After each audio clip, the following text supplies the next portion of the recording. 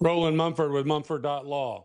This may be one of the worst beatings by police officers I've done a video on. It happened a few years ago. Apparently, this gentleman was allegedly driving in a vehicle. There may have been a police chase, allegedly, by two sheriff's deputies with the Lawrence County Sheriff's Office here in Tennessee. And the allegation is that this gentleman was throwing out drugs or some other incriminating items from his vehicle during this alleged police chase. Somehow the police chase ends. The allegation then by this gentleman is that he was pulled out of the vehicle by these two deputies and they literally beat the living shit out of him. And what does not make sense is that if you look at his face and look at the beating around his eyes, how would you be able to punch a man that hard, that necessary, with that many blows to achieve those kind of wounds? How would that be necessary to accomplish restraint? Particularly by two deputies, two men on this older gentleman who seems to be maybe tall but thin,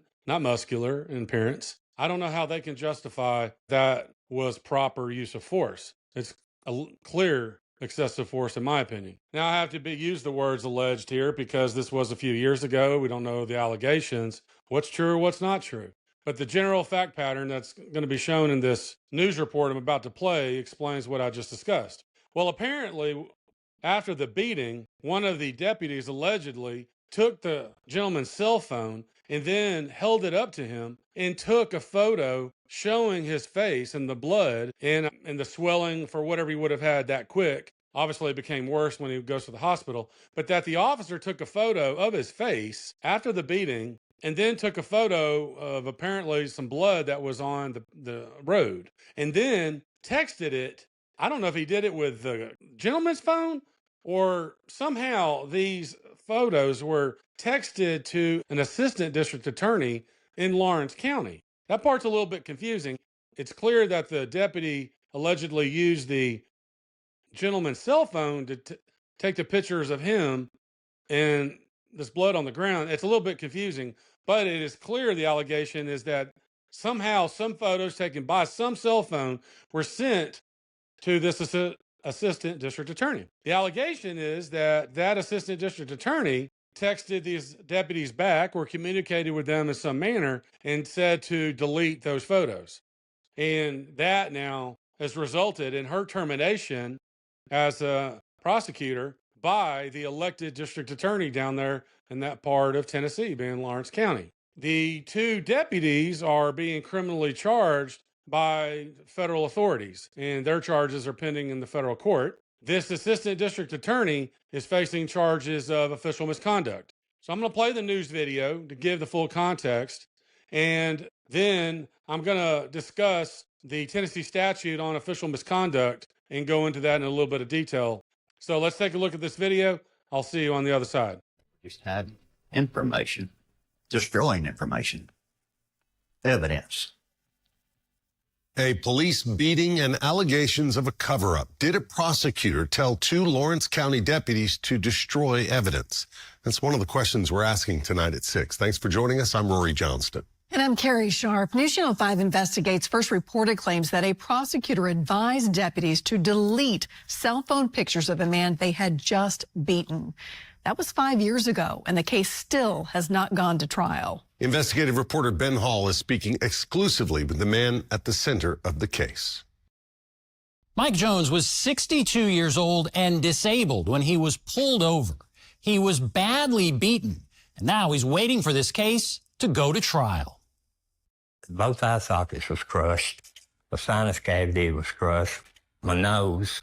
These pictures show Mike Jones in the hospital days after he was arrested back in October of 2020. What do you think when you look at those pictures? It's pretty bad. Everybody that's seen the real bad ones says that they're just trying to beat you to death. Jones was pulled over by two Lawrence County deputies, Eric Crafton and Zach Ferguson, who were working for the 22nd Judicial Drug Task Force. It happened on this rural road near the Giles and Lawrence County line. Deputies claim in their incident report that Jones led them on a chase, throwing drugs from his car. When he stopped, they claim the 62-year-old, who was on disability, resisted arrest. Got me out and then slammed me down on the ground and One of them was in the middle of my back, and the other one was beating on me.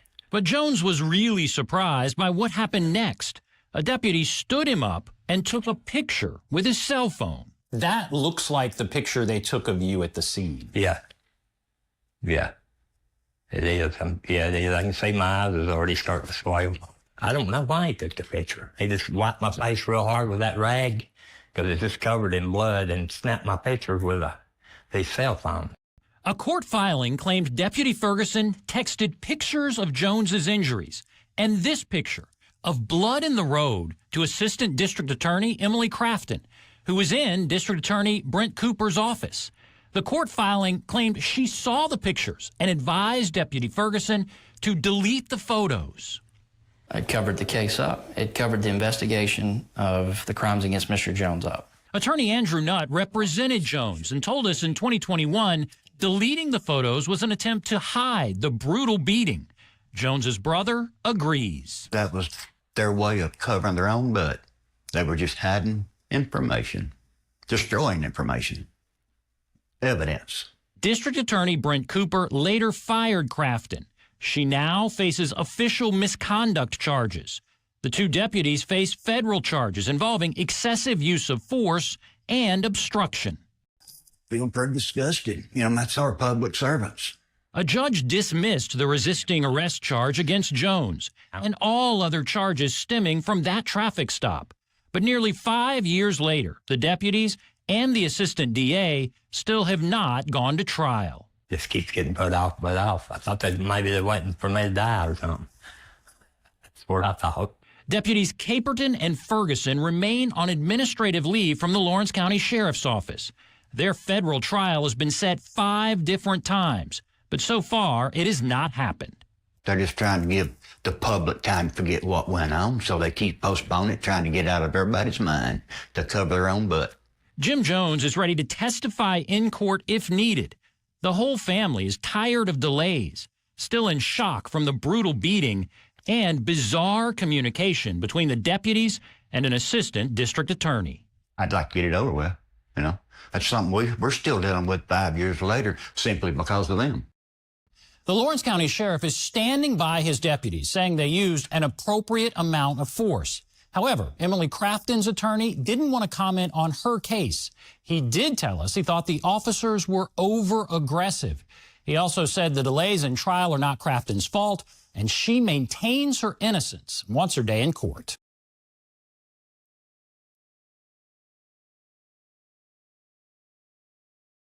All right, so let's take a look at this is the Tennessee statute on official misconduct.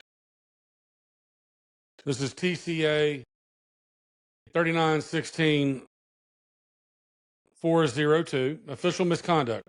The assistant district attorney, that lady, is being charged under this statute, as I understand, for allegedly instructing the two deputies to delete the photos of the beating alleged, or the text messages of the photos.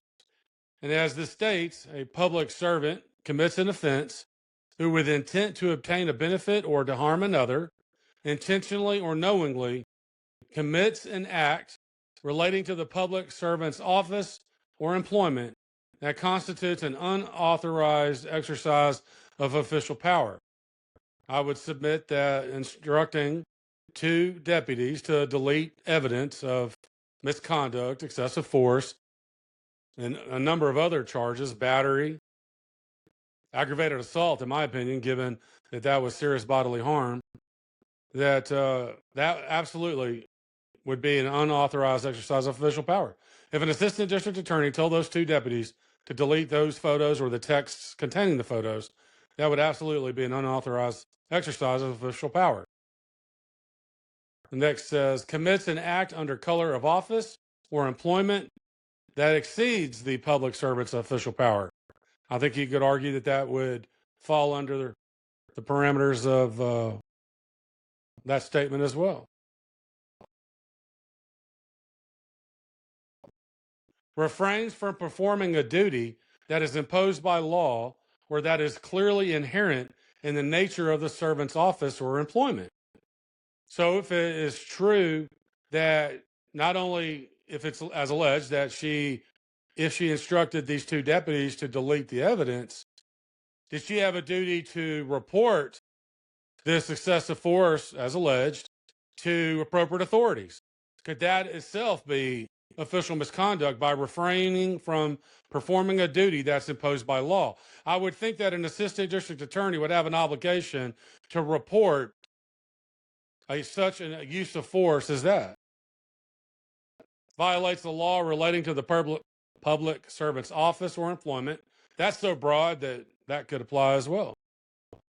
All right, well, thank you very much for your time. I hope you've enjoyed this video. Please click like, share, and subscribe. Have a great day.